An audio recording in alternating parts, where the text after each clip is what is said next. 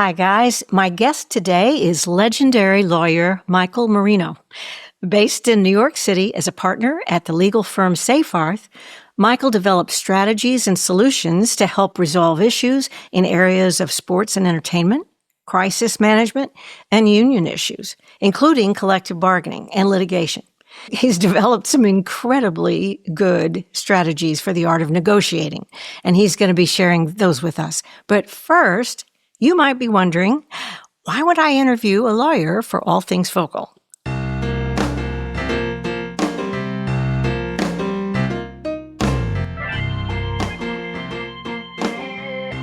Well, if you are or want a career as a singer or speaker, here are some things you might need to legally negotiate. And I'm going to do my version of an auctioneer to give you a really quick idea. So don't try to write it down, okay? But here's some things you might need to negotiate. For a singer, streaming and recording rights, live performance contracts, digital content and social media, brand partnerships, sync licensings, etc. Collaborative projects like band member and artist agreements, co-writing, publishing splits, featured artist appearances, musical theater contracts. For speakers, speaker fees, recording rights, book deals, speaker tours, media and endorsements, voiceover brand ambassadorships, coaching and training contracts. For both, AI voice replication rights and compensation, NFTs and Web3 opportunities, international contracts with currency exchanges and tax stuff, non-compete and exclusivity clauses, merchandising rights, email lists and audience ownership, and force majeure clauses, cancellations due to illness. And what's more, voice professionals often work repeatedly with the same venues, producers, and organizations. How you negotiate today can determine not just what happens now, but also your career future tomorrow. So, we're going to do things a little bit differently today. Michael has a really cool presentation on negotiation in general and the conclusions he's come to and the wisdom he's gotten through the years. And I don't want to interrupt that, I don't think, unless, well, I might, you know me. But Michael, I'm just going to toss the mic to you now. Welcome to All Things Focal, and thank you for being here, Michael Marino. Judy, thank you so much for your very kind words. We'll take those with a smile. And I think you captured the essence of some of the points that we really hope to convey today. And it's not that there's anything magical or these are great insights, but I think what has happened and what I've seen in my own career over the course of now several decades is kind of an evolution. When you're a lawyer, you think in terms of adversity and adverse actions and conflicts and how do you want to try to resolve those conflicts. So my first really exposure and thinking, didn't think of it quite in those terms in that way, but I did have the privilege of serving in the United States Marine Corps. And what I learned about dispute resolution is the worst way, of course, to resolve a dispute is through combat. When you reach the point in a scenario where we have to call in the Marines, then you know we're in big trouble, because one thing the Marines know how to do well is do their job, and they will ensure that that particular conflict seems to be solved with respect to the initial phases. But as we've learned, of course, on the global stage, combat is not actually the way that we actually can resolve things for the long term or necessarily for the higher good. Having said that, I have to pause for 1 second because coincidentally, this is a very, very special day for my brothers in the Corps. It is the 250th anniversary celebration of the United States Marine Corps' origin, a Marine Corps birthday. That is a big deal. It is celebrated globally. I have my cap, 1775. Happy birthday, and of course, Marine. Our notice. So we wanted to be sure to get that in. My son was in the Navy, so yes. That's it. And of course, as you know, Marines have to rely upon the Navy for many things, including transport on those nice boats they have. But in all seriousness, obviously, there is a time and place.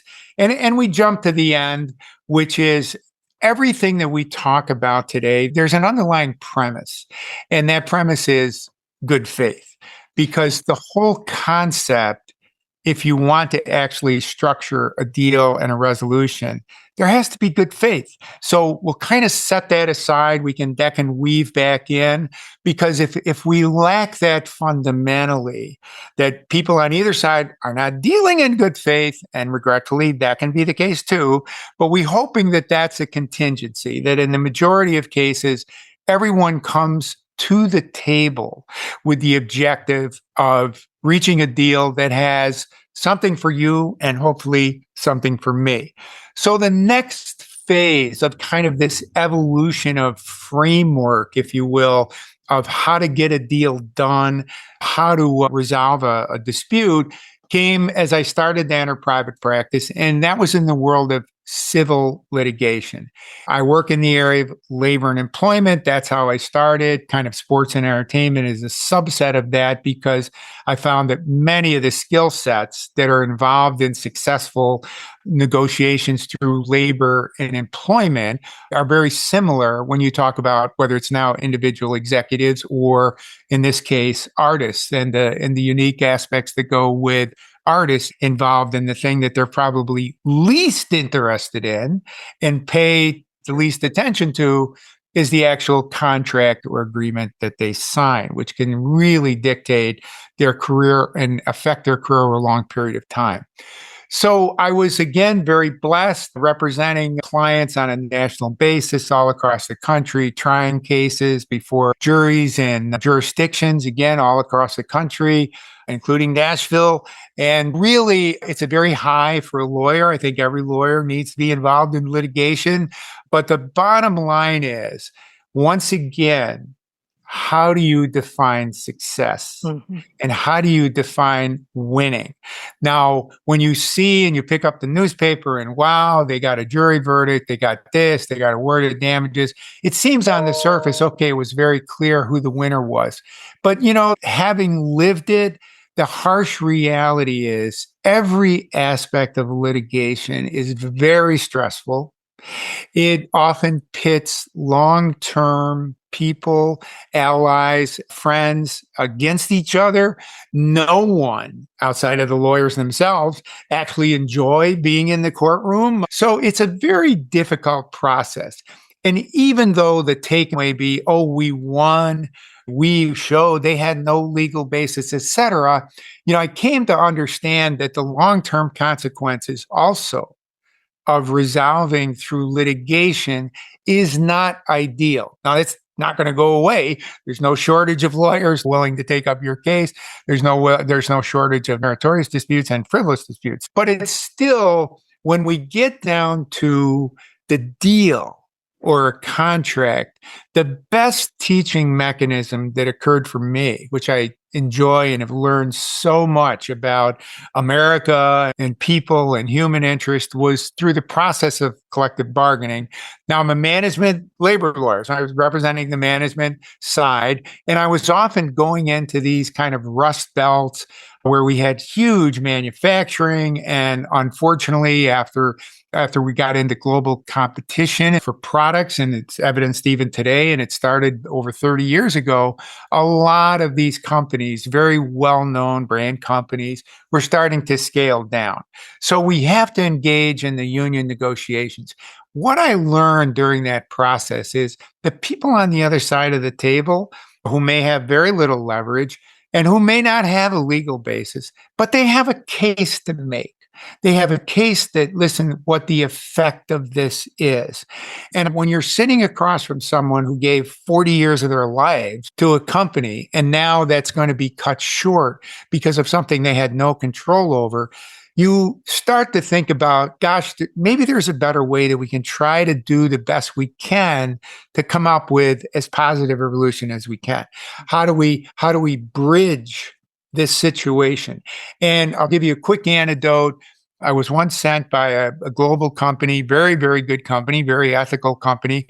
But the CEO called me and said, Mike, look, you got to go up there. We got to close this place. It was a manufacturing, and not everyone in your world might be moved as much by this, but these were machines and things that this facility had been operating for over 100 years. Wow. This was very, very painful to me to see.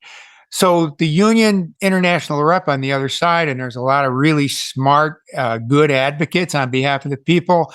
I told him, gave him a heads up and said, hey, listen, do you think there's any possible, how do we come up with a solution? So I was very proud in the short to develop what I called the new model manufacturing agreement, which essentially set up a legacy agreement to try to transition out all the senior guys that had worked there for a lifetime so that with dignity, they would be able to hit their retirement goals. Wow. And then go back to the CEO and say, listen, we got a deal that, you know what? We're going to be the same economic provisions that we have in the non-union facilities. That's what I got from the union. We're not going to have a pension plan anymore. Now, we're not going to have some of the benefits, but the people are still going to be able to continue working. And it's one of my, I have it up on my wall. It's gave the union all the credit, prevented jobs from going to Mexico. And for the first time in 20 years, people actually started being hired at that facility, and they have the opportunity to continue their work life. So that's when I really started shifting towards, two things come to mind. One is all my union adversaries on the other side of the table. I learned that for all the jumping up and down and all of the times I have to say to them, hey, you feel better now? That ultimately we have the same objective. They have a client they're trying to represent and get the best possible deal. I have a client where I have parameters and frameworks that I have to meet. If we sit down and find creative ways and some of these kind of principles that I think we would talk about that I kind of learned at the table, then that to me is the ultimate win-win. I'll give you one other email up on my wall. One of my now very close friends who's now retired, an international representative of a union that was in a very difficult place, a chemical products plant. I mean, the kind of place that people don't really get excited about working in. But when you're in a rural area in the middle of Ohio, and that's the place to work, it's like working in a coal mine or a steel mill. Those are your opportunities.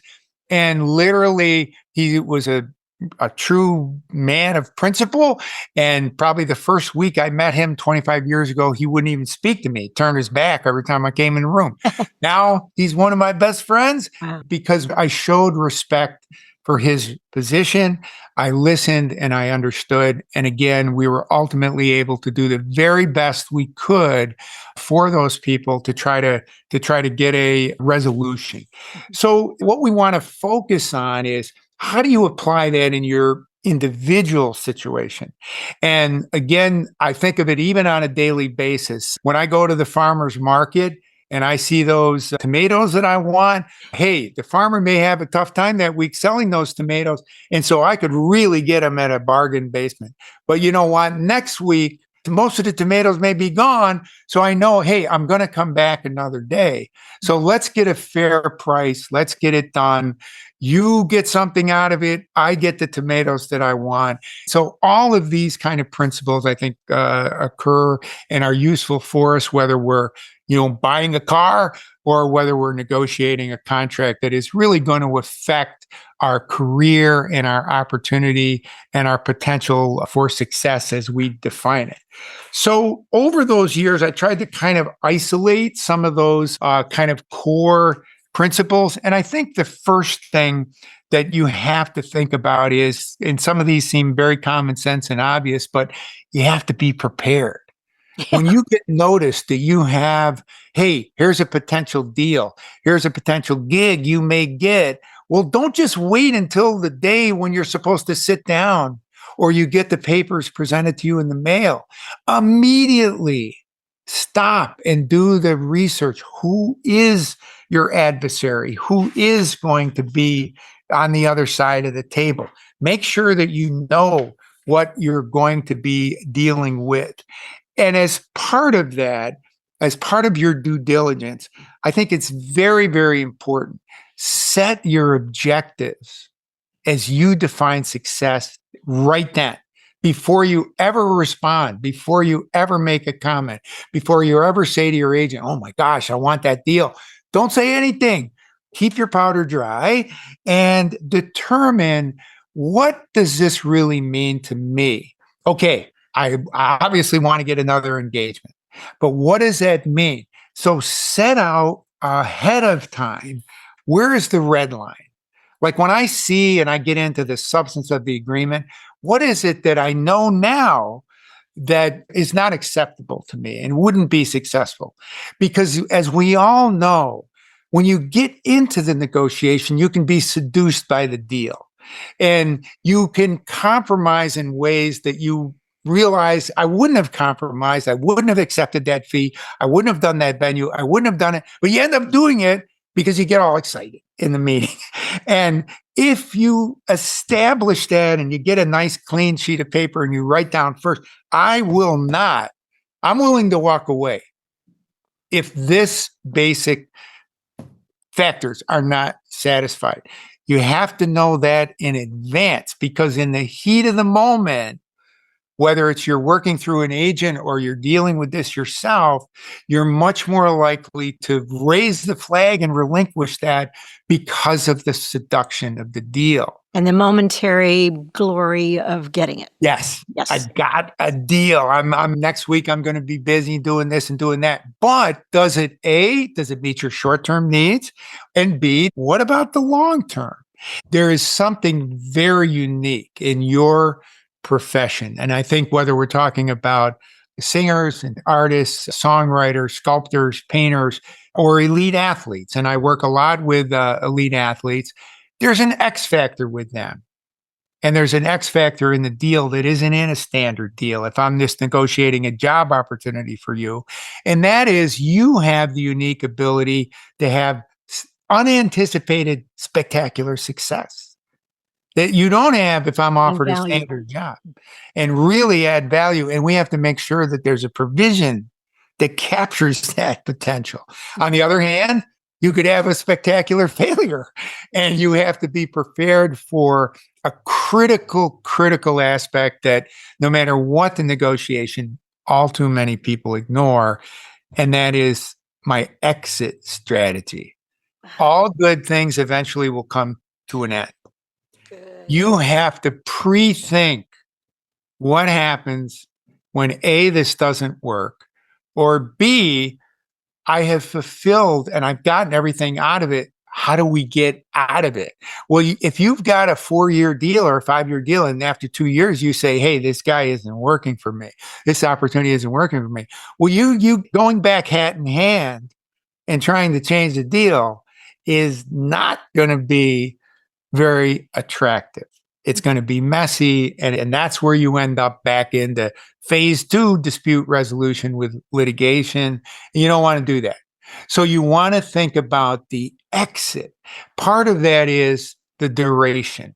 What am I willing to accept as the duration of this deal? And again, obviously, all of us believe that we're going to be successful, or we wouldn't be doing what we're trying to do. So think in terms of short term and long term. What does that mean to you? Because if this deal, if it's just a check mark on the way to what you're going to see as something bigger, then you certainly don't want to lock yourself in at the outset to a duration that you can't get out of. And there's a boundary thing about trust too. Like, if you've got a manager that you've got to deal with and the manager is making your career go forward, why would you not want to re-up the next year? 100%. If it's not working and the manager's not getting anything done, it's not even in the manager's best interest, but he doesn't want you, or she doesn't want you to go on to somebody else. So you're locked up. But it really should be win-win, where you win and the manager wins. If it's working, stay together. So why not just go for shorter times of contractual obligations instead of 5 years? And then as you do more together successfully, then you might want to trust it for a little bit longer. But yeah, it's like, don't all of a sudden, and this happens so much, don't give them 10 years of your life on the front end saying, every cent that you make will be partly theirs forever. Exactly. I think that aspect of it, and then also think about how do we have a no fault notice by either side that, hey, I don't have to give an explanation. We don't have to get back into it. You don't want to have to burn, you don't want to burn your bridges, and your agent may feel the same way. Like, I know you got some potential, but this isn't working for me. Let's start with, because this becomes into another, one of our kind of aspects is, first of all, you have to have some kind of throwaway things. It's not that you may get all these provisions, but it's got to be within that zone of, well, if I don't get this, or if he says, or he or she, you're locked in on 10 years and you're like, I'm not ready at this stage of my career to commit for more than 2 years. Okay, that may be your walkaway piece then, but you're going to be much better off in the long run forsaking that immediate opportunity than getting locked into a duration that you weren't going to accept. But as I say, they may sweeten some of the other aspects, at least paper. That transitions us into another thing, which is you got to learn to say no. And even if it's your very first engagement and all you want to do is say, yes, yes, yes, give me that chance. I learned it from this old Southern Air Force colonel. I was negotiating a contract on an Air Force base, and he would come to me and he would say, Mike, you got to learn to say no. You got to tell him no. And it really stuck with me and resonated with me. And then another classic that is is so easy to forget, which is, Mike, screw yourself in the seat. Screw yourself in the seat. Don't think that you have to jump at every little thing that happens. You have to sit there and be willing to sit and engage, no matter what the guy's saying on the other side. And again, take one of my favorite lines: when there's frustration and even an emotion. And again, in the union context, there's a lot of role playing because they have to obviously demonstrate to their members that they're tough guys and they're pounding the table. My classic response to that is I sit and listen very respectfully and intently, and then say, hey, Joe, do you feel better now? Because it's not going to change our framework position. You have to think the same way. You have to smile when you're told repeatedly, well, this is the way it's done. Because again, in your industry, most are contracts of adhesion. They don't have room for negotiation. Like, this is it. Like, this is what we're offering. You want it or not? We'll go on to the next person. Okay, we get that. But I've been so impressed. I had a young rising, I'm confident she's going to be a star. But this was her first really gig, and her position was, I don't care if that's what your standard contract is. No, that's not for me. It doesn't work for me. Yeah. I am not going to do 4 years. I'm going to do 2 years. And you're going to guarantee me this, or I ain't going to do it. Yeah. So obviously everyone filters in what this definition of success is. And if you're in the starving artist mode, those are personal judgments ultimately you're going to make. But don't make them in the spur of the moment. So we're going to circle back to, again, the preparation. So screwing yourself in the seat and learning to say no, very, very critical. Next, I like to call paper over rock, which is really that words matter, but they don't matter if they're not reduced to writing. Gotcha. There's a lot of words saying, I'm going to do this, I'll take care of that, don't worry about it, I'm the man, whatever it may be. None of that has really any impact if it doesn't end up in the agreement. So we call it paper over rock, and I think it's important that you make sure that you have it down in writing. So those kinds of principles, just to reiterate, making sure there's clarity and duration and your exit strategy, and you're dealing in good faith, and you're much better off with the disarming smile of, hey, I understand what you're saying, but that's not working for me, than responding in kind with emotion or adversary. And again, I think another real takeaway from that is, don't think that the fact that you're willing to negotiate is in any way a sign of weakness. That, I think, is very, very important. And with that, we should also know that there are certain areas where the words and the words reduced to paper really matter. And this is where there's a chance for there's some creativity. Like one of the techniques of, if you know there's something that's being offered that is very, very important to the company or the agent or the manager, and it's not important to you, but you have something that's very, very important and it's not important to them, then bundle those and say, hey, you know what? I'll give you that as long as you agree to B. So I'll give you X, but only if you give me B. Mm-hmm. And we gotta consummate that right now. Mm-hmm. And things like ownership and control, incentive for success, things of that nature. Those are things that, again, are kind of unique if we translate from the standard kind of, let's call it employment negotiation. If I'm negotiating on behalf of even a CEO, CEO may also have an opportunity where there's oftentimes incentives put in for if there's spectacular success and thresholds.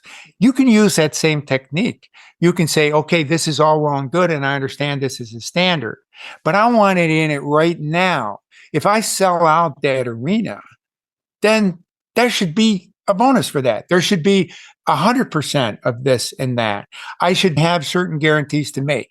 So those come both from, again, you're defining your objectives and also the kind of advice, especially because some of these things are so complex. And I, too, make sure that I get the proper expertise when we're talking about IP and all the kind of new ways of media and the ways of monetizing and all of these things that can happen. But there's no question when we move to the kind of evolution into what makes the artist agreement distinguishable, it's distinguishable because there has been a shift in leverage. And that leverage has shifted to the artist if they believe in herself. If you have that belief, then it gives you the opportunity to know in advance, you crossed the red line. I'm so sorry. I hope we can come back again another day or another opportunity, but this is not it. That is not an easy decision to make, but I think it's one that you really should address before you quickly go in and just sign on the bottom line. And then one thing that I advise with respect to athletes and artists is also that you should really form very early on an LLC or a mechanism so that you're actually loaning out your services. It gives you a lot more protection than signing as in your personal individual capacity. So that if something does go wrong, it's very containable. If something does break down in the contract area, we're not going to get into the details of that now, but it's not that complicated and you're much better protected. And it also gives you some very good business opportunities in terms of basically, once you have your LLC, everything that you do is all in furtherance of your career. So those are all expenses that go on the side of the ledger of the LLC. Also, it protects you from somebody trying to sue you over personal injury. Maybe somebody stubbed their toe on the way to the venue or whatever. Right. Yes. Because you can collapse the LLC and it does not affect you personally. Right. So learning about the basics of a loan out agreement and having that, I think, is also something that you want to be certain that you have. So with that kind of background, I wanted to move to really two of my favorite guidelines, which come out of your industry. And one is now almost 50 years since the lyrics were written and really put into, I think it's actually in the Smithsonian now or someplace, but I'm referring, of course, to Kenny Rogers and the version of The Gambler. You got to know when to hold 'em. Oh, yeah. To me, and I've read the background, I believe it's Don Schlitt. Yeah, what a fantastic, he was only 23 years old.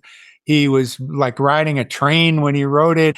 And it is as timely and relevant, and I think more relevant today because we've lost sight of many of those kind of core concepts. But forgive me, I just have to go back to it. You've got to know when to hold them, know when to hold them, know when to walk away, and know when to run. And that's when you see that, unfortunately, the other side is not dealing in good faith. Right. And in your due diligence, you found that there's a lot of smoke and mirrors in what they're doing. So you're not going to be able to rely on this stuff. That advice, and it's even more dramatic in the later phrase, every gambler knows the secret to surviving is knowing what to throw away and what to keep. Now, when you think that through, and this is why I want you to circle back to the preparation, there are some things in there that are ambitious, that are hopeful, that you know you're not going to get probably, unless you really have a lot of leverage. But you put those out there because you have to remember, what Mom said. If you don't ask for it, it ain't going to happen. For instance, half my publishing. When I sign with a publishing company, I want half my publishing. Yeah. Yes.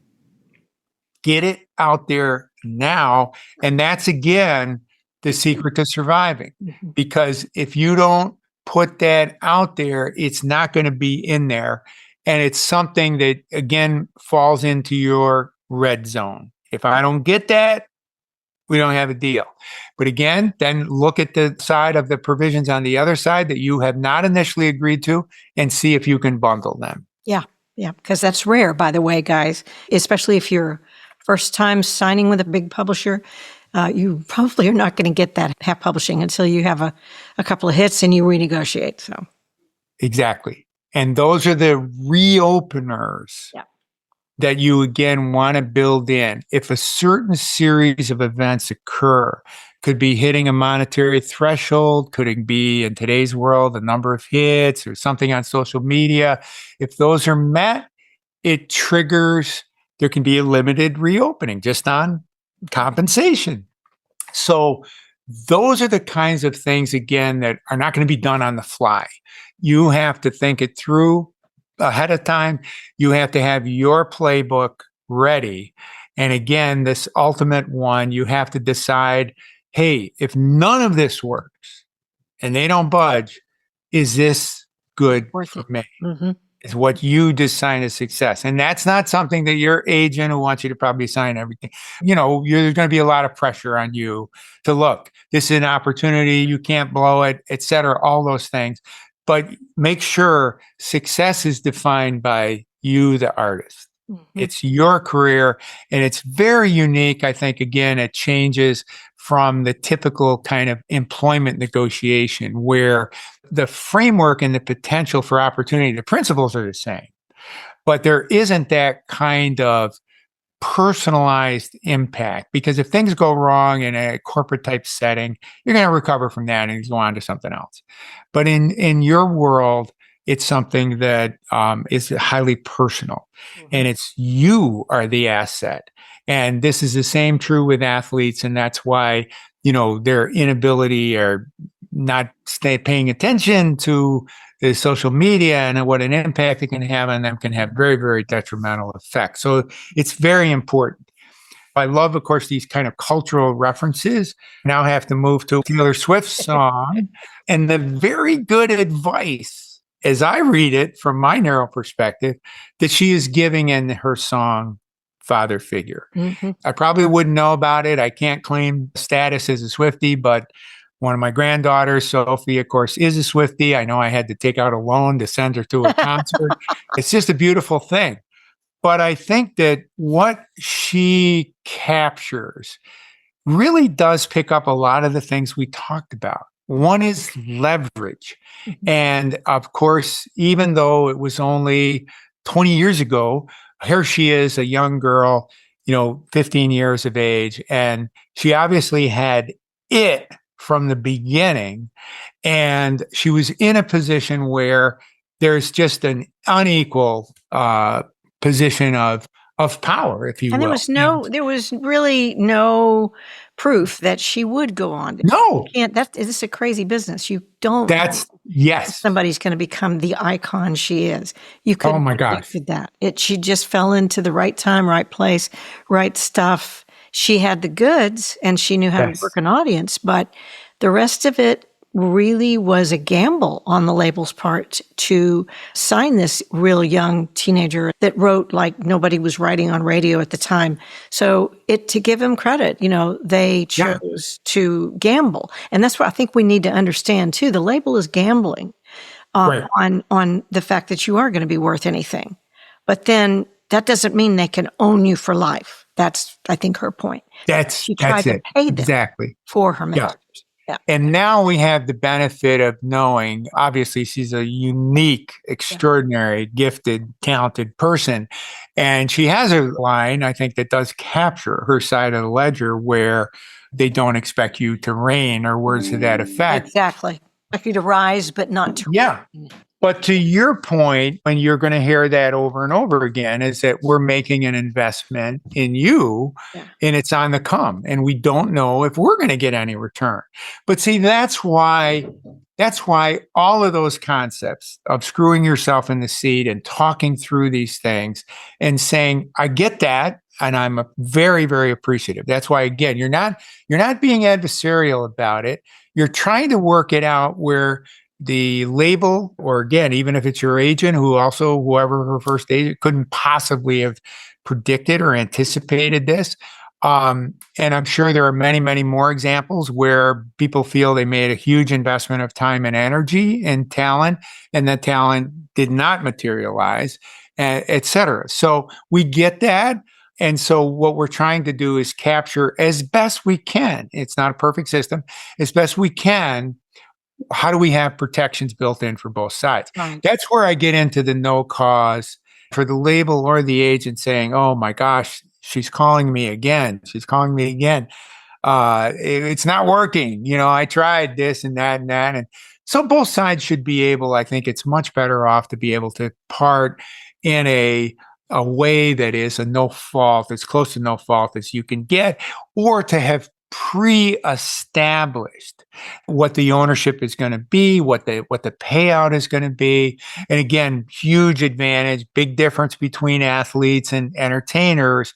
Athletes don't get royalties and they come back. And it makes a big difference because, as we well know, you don't have to be a star, and you can do extremely well and be very, very, very successful. There is a bit of a distinction of some of the factors we have to look at with athletes whose careers, again, even if they have tremendous talent, can be cut short very quickly with injuries and things beyond their control. So I think that's kind of our overview. And while we're talking about artists and labels, I recommend thinking of signing with a major as more of a joint venture. And signing at the beginning. And when they want 360, they want everything, and then your firstborn piled on top of that, and they're just asking too much because they're gambling after all and all this kind of stuff. Sure. A really easy way for me, I think, to say, I think that's not what I want. I think we're going to not do that and say no, is to know that then they don't actually determine whether I'm successful or not. I can go with the tools available today and the internet being available today. I can build my own fan base and my own success, even my own financial stability without, in fact, sometimes better than them. And then after I build that up, because the truth is, I think the industry really wants one of two things, or maybe both, your money or your fan base. So then you build your own fan base, and then you've got leverage. You got more leverage, and you don't have to give away your firstborn, or at least not for their whole entire life. No, 100%. I mean, I see it in this other strata of influencers that, again, literally 13-year-old girls who figure out the algorithms and know how to multiply this, and it's absolutely brilliant in the way that generating the income. And as I got a glimpse of and had a client in that industry, it was stunning to see the way that people are monetizing things of that nature. So that, I think, goes back to our point about there is a shift in leverage. Now, there's always risks involved. Sure. And if you if you're not a risk taker, that obviously is one of the factors that comes in, and you may be perfectly happy with warm, safe, and dry. That's why I say it isn't for me to determine how you define success. My job is to try to put you in a position to see these are the things that we need to focus on. And then you can draw that red line wherever you want. It can be right at the top. No, there's no compromise. Or it can be, well, you know what? I really want to get that first deal in. Or it's so attractive. The agent, the reputation, the connection, the label, whatever it may be. And that could preempt some of the other factors. And that's perfectly fine, because this is what I see again on the side, just in the nastiness of the litigation realm, where you have a high profile person. They, as unfortunately sometimes do, make dumb human mistakes. Those mistakes are magnified in social media, and they have to decide. It's not for me to decide. We have a good legal case. Well, what does that mean? That means, okay, 2, 3, 4 years from now, we'll actually get to go to court. And your headline news right now, 4 years from now, even if we're successful, which I think there's a very good chance, all lawyers give caveats. We don't know what a jury's going to do. We have a very good chance of winning that case. Oh, really? Okay, well, what's the effect of that on your life 4 years from now? Your professional life is already over. Yeah. And the fact that you're page 1 now and you're going to be page 30 in a footnote that, oh, by the way, there was a complete exoneration of these allegations, which were indeed frivolous. Mm-hmm. That isn't a solution for me. That's not success. And all too often, I see my brethren at the bar advocating still on that we can crush this person and let us go at it. Well, in the meantime, this is at enormous expense, far disproportionate to what normal people could possibly absorb.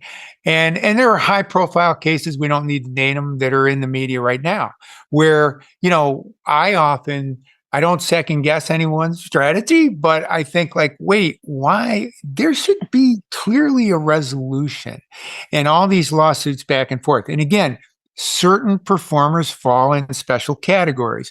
When you had the P. Diddy situation and Jay-Z gets sued, when LeBron gets sued, they're in a position to say, hey, these things are their faults or whatever their position is. And I'm not affected in the short term, or I don't care what the effect is in the short term because it isn't going to affect my life. So go for it. We're going to go full speed ahead and we're going to get a judicial resolution. And they mean it.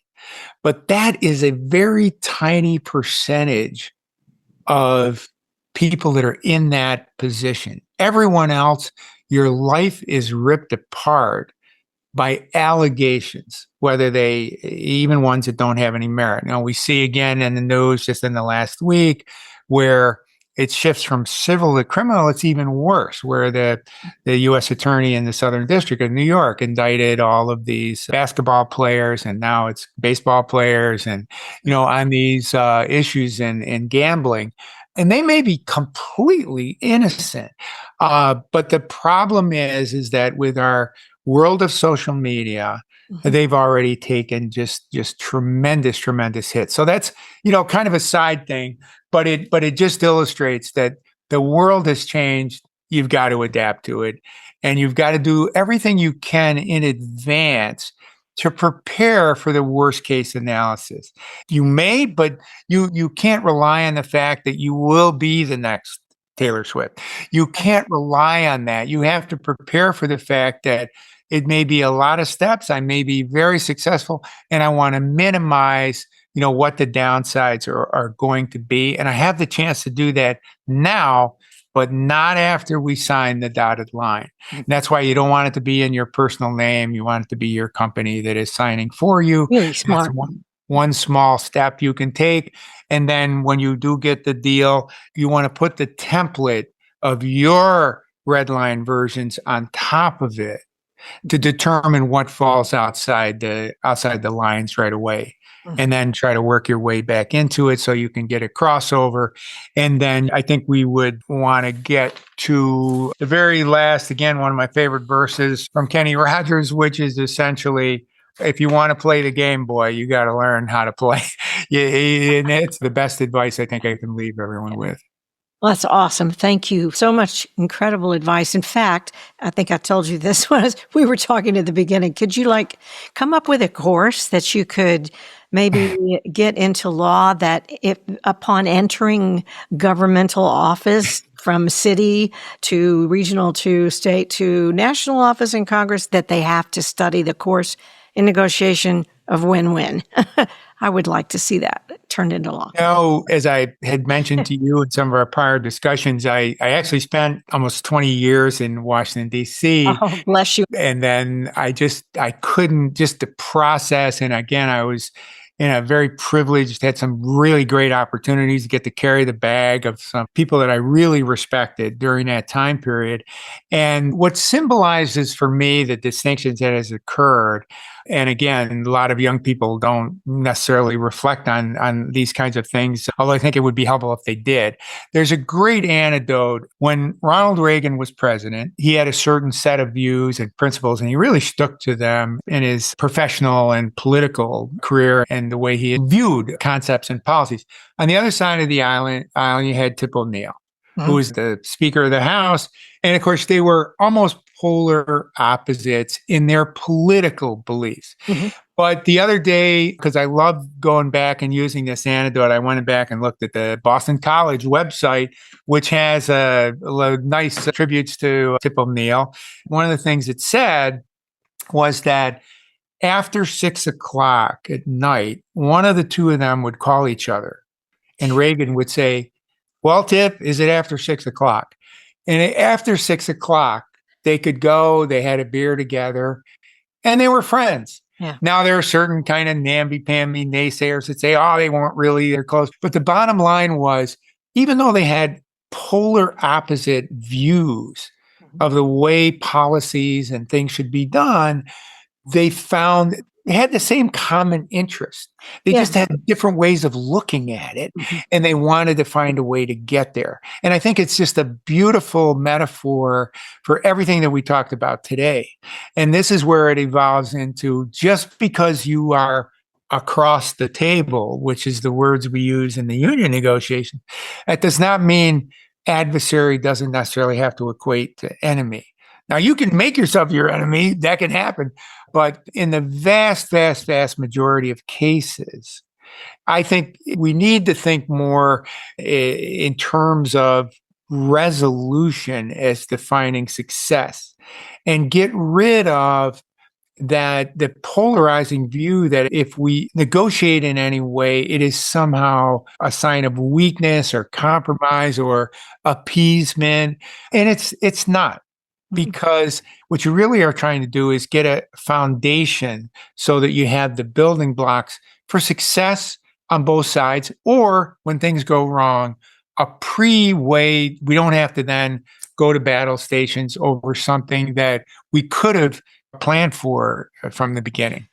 And that brings me to a very unfortunately common and present issue in our industry today. That happens a lot with collaborators, like band members or co-writers or, teams of people like that, but especially band members who are wildly successful, but they become lawsuit after lawsuit, bitter enemies, really hate each other.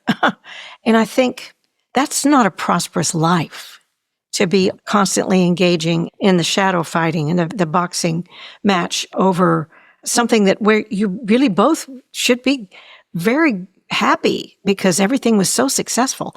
So I know how it happens. One person assumes something and the other person assumes something, and they don't talk about it, and they don't put paper over, scissors. And then this thing comes open.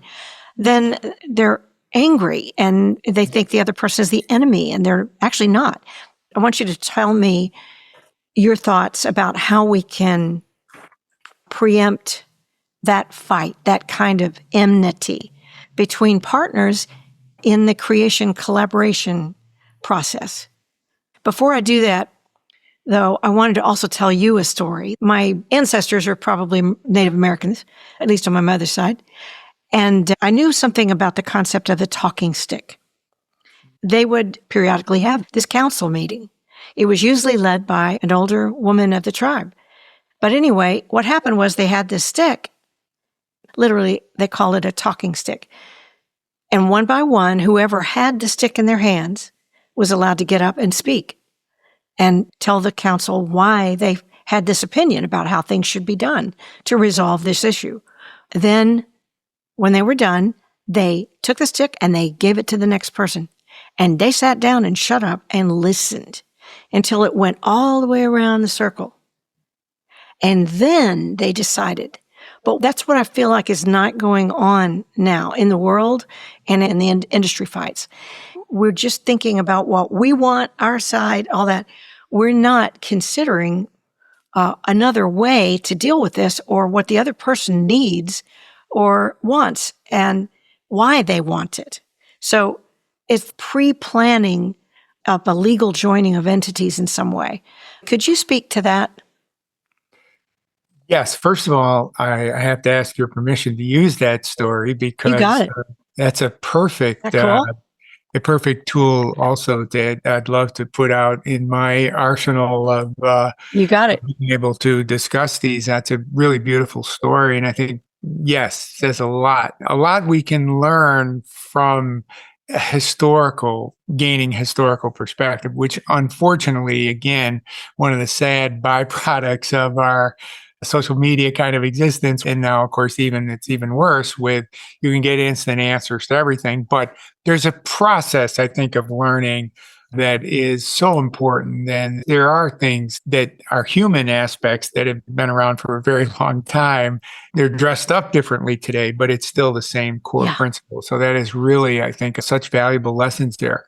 So the short answer is yes, I have experienced exactly, and very recently, exactly what you talked about. Again, a fantastic story of a band spanning over 20 years, extremely popular, going to their concerts and seeing sold out and just wonderful and true professionals. So when they are up on the stage, they look like best buddies and put on a fantastic show and people on their feet, exactly what we all seek from entertainment. We want to be entertained. We love it. The human interaction, the joy that comes, and of course, especially when they cross literally multi-generational fan bases. You get in a cocktail conversation about an actor, and someone would say, on screen, just fantastic. And then someone will say, yes, but I met such and such, and he or she is not really what you see. They're a terrible person, whatever it may be. Or it could be the opposite. They're a terrible actor, and they're a great person. Actually, really nice. And what I try to do is segregate, I don't know the people. I only know the on-screen persona. And I like that. I like that person. And I think what we forget is that bands are no different. The people that make up a band are humans. They can have great people. They all have strengths. They all have weaknesses. They all were thrust into a situation where maybe they started in a garage and they found success together. They reached that joyous momentum. Or, as we know, there could even be an artificial nature to how the placement occurred because of the different media things, and they all ended up together. And it worked. Mm-hmm. And it worked for a really good period of time. But over time, no matter how lucrative it could be, no matter how the rest of us or normal people could say, oh my gosh, if I remember showing one of my partners, this sold out arena and the lights and the people, and he said, and he's an entertainment guy, and he said, like, man, if I ever had the opportunity to get up on stage like that, I'd never give that up. I'd never give that up. But the bottom line is that if you're living it, that's the same issue of the actor's persona in his public life and in the private life. And in private life, you may become increasingly annoyed or find unacceptable the conduct of some of your fellow band members, and they may feel the same about you, or they may think you're greedy, or that you're not carrying your weight anymore, or this or that, or all kinds of 1,000 different things. So how do I try to resolve that? Well, I take a page from this very hostile union negotiation when I first meet someone who's very seemingly hostile on the other side, and I call it we have to have a coffee negotiation. So Ooh, I try to immediately preempt as soon as there's wind, where I hear a band member says, you know what, this isn't for me. Or the person has already been sued. Immediately, without wasting a minute, I have to call the other side immediately. Look, we got to have a coffee conversation about this. This isn't the legal part. And if this goes public, it's lose-lose for everybody. If we can talk this through and get a conceptual framework, then we can make it this natural evolution. Like, hey, we were together for 20 years. We love you, everybody. We all love everybody, loves everybody. But the time has come where this member, that member is going to go off and do some other things, which they have the right to do, which they should have the right to do.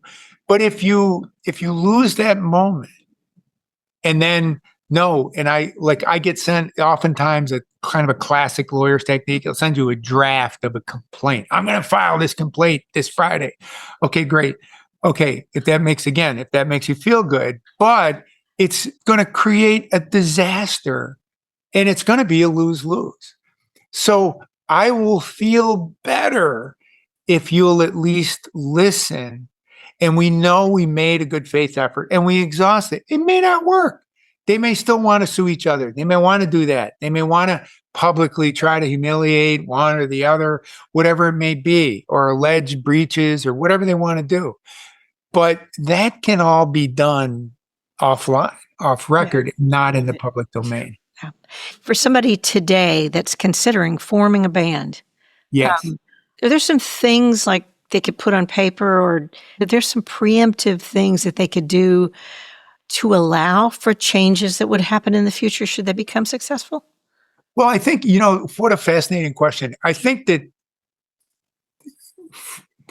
embedded in your question are people that know how to do things with words and capture with words life-related issues. So I think it would be a great thing to just sit down with a napkin or a blank sheet of paper and say, listen, we may have something great here. Maybe not, but we all believe now. We've gotten to that point. We got some good stuff going here. Well, let's just think like, what about a year from now, or 5 years from now, or Lord willing, 20 years from now? What does that look like? Okay, let's take a best case scenario and then try to think of phrases which they have the ability to write words and say, not in a legal way, but hey, if it turns out at some point for you, it's not working, let's figure out now how we would handle that. Yeah. If we have the good fortune of 5 years from now, then keep that as your really sacred memo of agreement that you have had. And then, of course, if things start to go forward, then yes, get some good advice of converting that into the legalistic kind of code words. Yeah. But I don't think you can top, because that's the moment of entry. That's the moment when everybody wants to do the right thing, because they can see it and taste it. Yeah. And I think what sparks the real animosity is when you haven't pre-thought about it, talked about it. And one of the things I want to bring up to everybody right now is if you're writing songs together, on the front end, you got to decide who the co-writers are. Yes. Don't make it like we'll all win if we, I mean, it's got to be legal. It's got to be, in BMI, ASCAP, CSAC, whatever. You've got to decide that on the front end. And not only who are the co-writers, but what are the splits?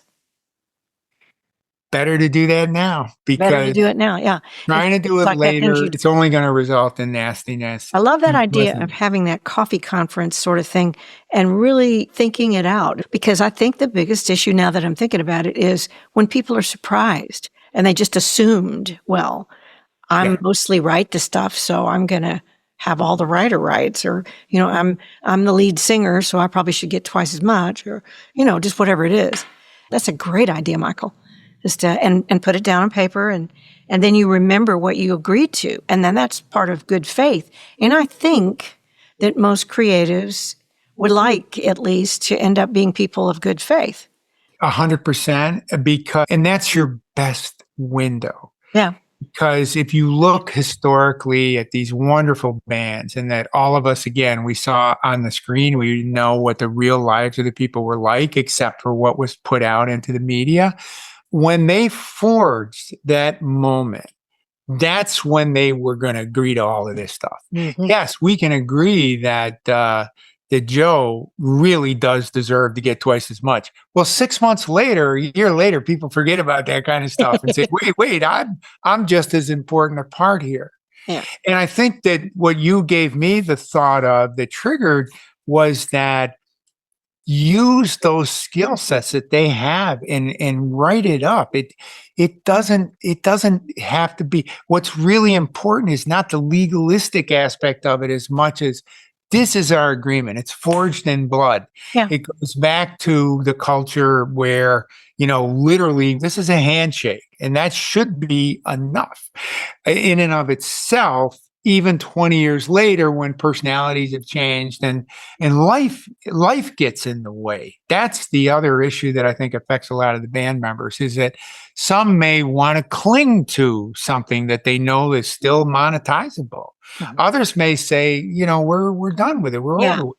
Or want a solo career for a second. Yeah, exactly. And as we know, and there are innumerable examples of that. And then if you can salvage through the coffee discussions, and because you've already said, but wait, we already thought about that 20 years ago, remember? And we all have a copy of it, and we lock one away in a safe deposit box so that it could be pulled out when needed, and we all sign in blood right then. That's our moment. Yeah. Because we all know the arc of life and the journey of life, it's going to change, and those things are going to change, and perspectives are going to change. But if you were fundamentally a good person at that time, when you dealt in good faith, it's going to be meaningful when you go back to it and say, but wait, it may not happen immediately, but you have a much, much better chance. And then you're also able to pull out the fact that, well, we were hoping that that's all we needed was that original piece. But remember, we did codify this, and we did sign an actual legal document. So we already have planned for this. So no, your share was set. And again, there's nothing wrong with putting in that handwritten document at the outset. 5 years from now, we're going to sit down and take another look and at this. Rethink it. Yeah. Mm-hmm. And rethink the whole thing. Put that in the front end. Exactly. And then you can also build in, the one thing we haven't talked about is the concept of mediation and arbitration. The other provision that you should be putting in these agreements is, if there is a dispute, resolve it through mediation first and then arbitration. Then it's kept in the family. Now, the process is not perfect. And you said something at another podcast. You said, if you have a dispute, it should be resolved quickly and internally, I think is the way you put it. Yes. And that's the concept kind of in the family.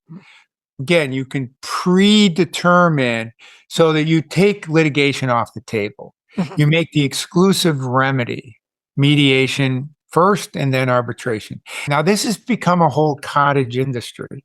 And so there are very well-known organizations. You have AAA, the American Arbitration Association. You have a company called JAMS, which is almost all retired judges. So these are sophisticated people, and they're used to resolving disputes. And you get their profile and you find the ones that have entertainment background. I just did one in Vegas. He's a retired state court judge. They elect judges. He didn't get reelected. He's a great guy. Had nothing to do with his merits. It's not a merit-based system. It's actually a terrible way to pick judges. But so he served his 15 years as a state court judge. You might imagine in Vegas, he handled all kinds of employment or entertainment, artist, athlete disputes. He's the perfect mediator. Mm-hmm. So you get him. and a mediation process. Again, not perfect, but that's what all in the family is. That's not public. Yeah. And the other beauty of it is if it breaks down and somebody does go off and file a lawsuit, nothing that is said in that mediation can be used Oh, wow. as statements. And there's also a federal rule of civil procedure, Rule 408, which almost all the states also have a similar provision, which is in the context of negotiation of a settlement, anything you say or do, that can't be used in another proceeding. So you want to exhaust the chance of ideally mediation, then there's no proceeding at all after that. Everybody signs, all confidential, nothing to be said except the matter was resolved. And then, of course, actual arbitration is kind of the same premise as a trial, but the difference is it's not a public proceeding because as soon as you file in court, you're not going to get a protective order that says that, oh, this is too personal to me. The judge doesn't really care. Unless it involves a child or a domestic related issue, those records are not going to be sealed. So why do you want to put all your dirty laundry in the public domain? Yeah. Because that only leads to feeding the social media stuff. And what I've noticed in my introduction to social media is it's a global phenomenon. These organizations I never heard of that hold themselves out because they can get these clicks by taking this headline that has, 1% of a kernel of truth. And then the rest of it is just to gain your attention. And then there's no real substantive story Clickbait. there. So I'm glad clickbait, exactly. So that's why I'm so glad this came up, because I don't think we had touched upon that for the breakdown, again, build into whether it's the songwriter writing the emotional contract between everyone at the outset or whether it's in your formal agreement, you really should try to focus on arbitration as one of your kind of, if you will, red line factors, because it will be helpful to you in so many different ways you can't even think of now if something goes wrong. Just on the privacy way. And some of these guys are very good. It doesn't always work, but at the end, there's often a process that a good mediator uses, especially these ones that were judges, which is, they call it a mediator's proposal. Okay, I listened to everything you said. I listened to everything I said, and we're still at loggerheads. We're still apart. And so the mediator will say, would you like me to make a proposal? And he then can do it in such a way that he gets a framework. You tell me what your bottom line is. I tell you what my bottom line is. He doesn't tell either of us what that is. And then he proposes something that he knows is within what he knows is acceptable to you and is acceptable to me without revealing the number. Right. So you don't have to come back and say, he doesn't have all this emotion involved, so he can be more. Yeah, exactly. And he doesn't have to say, you could have got it done for 300,000 instead of 500,000, because you have already revealed in confidence, okay, this is where my bottom line is. But you're not going to say what that is. And the other side isn't going to say what it is. So the potential of someone that is a third party establishes credibility. And again, you'll get panels. You don't just pick the first person. You look at the person, all of their decisions and everything, both at what the time they served as a judge, the time they serve as a mediator. Often these guys have hundreds and hundreds of decisions, and you can get a flavor for what is going to resonate with them. What are the things where they know that they're going to side with one side or the other in terms of presentation. But in the mediator process, it's simply that. They're not making a decision, they're making a recommendation. If you shift to arbitration, that's your substitute for going into court.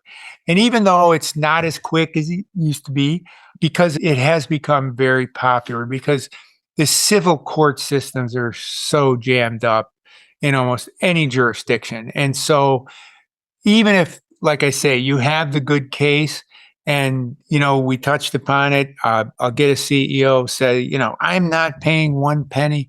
There's no value here. Well, 6 months later, when really nothing has happened except he's got a bunch of legal bills, he gets very frustrated by the process. And you move to the point of, we got to settle this thing.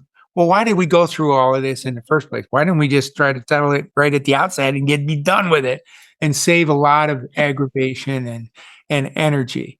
Yeah. But as we know, the industry, the profiles we're talking about, whether it's politics, corporate executives, athletes, entertainers, those people aren't in those positions if they didn't have pretty good opinions of themselves. And so they often are a little blind to, if I revert back to one of my now favorites with the Julia Roberts character, Vivian. Vivian factor. Mm-hmm. Yeah, it actually kind of, again, pulled this together because the Richard Gere factor, and of course we're talking about Pretty Woman, he was exactly that. The movie was, believe it amazingly to me, back in 1990. But, there was a lot of the green male holding hostage corporations, breaking up corporations by hostile takeovers. Mm-hmm. That's his character. Well, walking in the park with it, taking his shoes and socks off because of Vivian, the character Edward Lewis gets to see that there's a better way. Mm-hmm. And the great line in the movie, I think the real headline is when the shipbuilder owner comes out and says, Mr. Lewis and I are going to build ships, big ships. And I just love that. And I think it captures many of the factors that we're talking about instead of tearing the company apart and selling off the assets. That's not a win at any level. Right. And the last thing I'd want to talk about is just because there are separate sides doesn't mean that's actually not important. And I'll give you an example because I know you are on the management side of some negotiations between unions and management. I was a non-union working singer in Memphis where we were taken advantage of horribly. One of us actually got hemorrhaged vocal cords from the amount of work, paid very little, even did national spots and no residuals, nothing. And it was a factory job. I'd learned a whole lot at that particular job. But anyway, when I moved to Nashville, the AFTRA union was working great. And so that's the first thing I did was join the union because oh my God, instead of $375 a week, and that would include national spots and everything, working 8:30 in the morning to 3:30 in the afternoon and 5 days a week. All of a sudden, I'm getting a check in the mail for $15,000 from a residual from a commercial. And I'm like, oh, I like AFTRA. Yes. So I joined the union and I actually got on the board. But then on the board, we're making decisions as to what we're going to fight for. And they started wanting to be more like LA and raise the commercial rate and get rid of some of the lower echelons of work. Well, the smaller markets were what a lot of us were making a really good living on. Yeah, every once in a while we get a national spot and we get a bunch of money. So I fought to keep the rate down. And they started having meetings when they knew I couldn't make it. But The funny thing about this story, I learned the other side of the union, Yeah. The thing is, you can raise your rates so much that you can actually destroy your business, the businesses that feed you, unless you're just wanting to be a union for the very top players. So yes, there need to be unions, but yes, there need to be businesses. And if we can get together and talk about our common needs, and this is what I really need to be able to operate. This is what I really need. And this is what I think is fair because you're getting this. We should participate in your success. And back to the talking stick, actually listen to each other. And also on a human level, where does everybody win? What's good for people that don't have much power? How can we make this actually a moral and ethical success for most everybody? So that's the reason I wanted to talk to you today, because our mutual friend Jack put me on to your idea of just because you're my adversary doesn't make you my enemy. I think that is one of the secrets of life that we are missing, not only in our industry, but in every situation where there are two different sides. But the two different sides can be quite necessary as we do talk together and come to conclusions that make the world better. So, Michael Marino, thank you for being you. Well, I very much appreciate that. And of course, we could spend another whole day Yeah, we talking about could. my perspective on the unions part. But I think you did one point I want to touch upon, because I think you're exactly right. There is a place. Yes, I'm a management labor lawyer. I don't have any non-union clients that would say, "Oh, could you go find me a union to come in?" They're not going to invite that. But on the other hand, I pride myself on the fact that I have many clients that are unionized, and we're able to work with them. And again, we try to work, in a very positive way. I'm very proud of the fact in 25 years that we haven't had, I can't think of hundreds of contracts I've done. We don't have strikes. We have saber rattling. We have the warriors gathering around the table, but I can't recall offhand we actually have had any work stoppage. Wow. We haven't had unfair labor practice charges that had any merit, that were nothing more than leverage. And, I'm very proud of that. But to your point, and the glimpses, the danger that they get into is that the success of unions has also now working against them. The story of the American labor movement is the story of America. Mhm. And going through the Industrial Revolution, when all the power was on one side, when we first moved people off the farm into factories, the courts upheld assumption of risk. You came in and you got your arm chopped off in a machine. Well, how dumb can you be? They showed you what the machine looked like, and you stood next to the furnace. So unions came in, and it's really fascinating. They said, all the legislation we take granted today, from workers' compensation, unemployment. Then you fast forward in the 1930s, it was the National Labor Relations Act. Of course, the creation of the National Labor Relations Board, that was 1935. Then in 1938, the Fair Labor Standards Act. It was unions and a strike and a demonstration in Philadelphia that said, hey, we can't work 70 hours a week. You're killing the people. And so the concept was, which by the way is upside down now, but the idea was, if the legislation made the employer pay time and a half for the same hour of work, he would limit the work week. That's what the theory was. And it worked for a while. But then, of course, now people feel, I want to get overtime. But they've actually turned upside down what the original purpose was, which was to penalize an employer for working you more than 40 hours. But in any event, think about that. Fair Labor Standards Act, then the Taft-Hartley Act, then the Landrum-Griffith Act in 1959, then, of course, the Civil Rights Act in 1964, 1970, OSHA, and ERISA. Now, not much since then necessarily, but the point is, those were all arrows in the quiver of the employer. And the only backstop was the union. So it was representation and standing up for you. They had this invaluable service. Right. Now, many of those arrows have been taken away. And with all due respect to my union brethren, they've gotten a little more like they want the club to be successful too. And there's not as many offers. And so that results in, pushing hard on raising. What is the side effects of that? And SAG and AFTRA are very aware of it. Where are those commercials being filmed now?